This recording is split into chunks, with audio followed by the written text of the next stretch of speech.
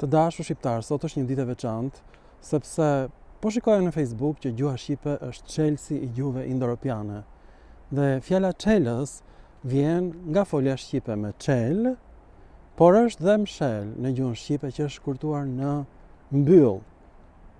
E mshelur do thotë mbyllur. Pra gjuha shqipe shkurton fjalët e shqipes.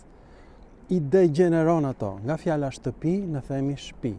Kabalus, kalë. Medikus, mjek. Amikus, mik. Kjo është tipar i shqipes. Jemi monosilabik. Pra nga fjala e bukur gege me mshel, kemi nxjerrë fjalën toske me mbyll. Tani, nga vjen folja me çel. Në gjuhën e gegëve, çel është një vend i hapur në pyll, ku mungojnë pemët, një rahë, ndryshe. Dhe vjen nga gjuha serbe, çelo do të thot ball i gjerë, i hapur me dritë. Çelo i thon ballit në të gjitha gjuhët slave, por është dhe në gjuhën polake, ka qenë çolo, dhe tani në gjuhën e sotme polake është çowo. Pra çelo është në gjuhën slave kishtare, vend i hapur, ball i hapur, dhe është bërë vend i hapur pa pemë në gjuhën gege, pra ndej ka marrë kuptimin çel, hap, mshel, mbyll, shul, mbyll me shul, pra ka marrë disa derivativ dhe një nga këto është fjala çelës, pra është me origjinë slave.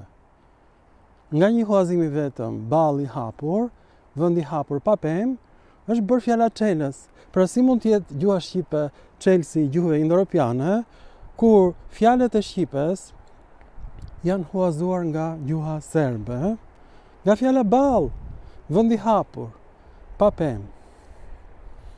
Pra, kur ju thon juve që gjuha shqipe është çelësi i gjuhëve indo-europiane, nuk ka gjë më të turpshme dhe të neveritshme, sepse nuk është gjuha shqipe çelësi i gjuhëve indo-europiane. Ne madje degenerojmë fjalët shumë rrokshe të shqipes i kthejmë në një rrokshe. Mëngjes, mjes, shtëpi, shtëpi. Kjo është gjuha shqipe e dashur. Prandaj, sa herë që dëgjoni fjalën çelës, keni parasysh që ky është një çelës miqtor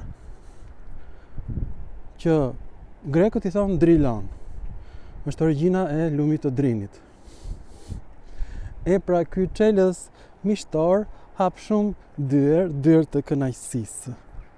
Prandaj, mos e përdorni më veten si çelës miqtor. Ju përshëndes fort, ju dua. Mirupafshim në filma të tjerë shkencor.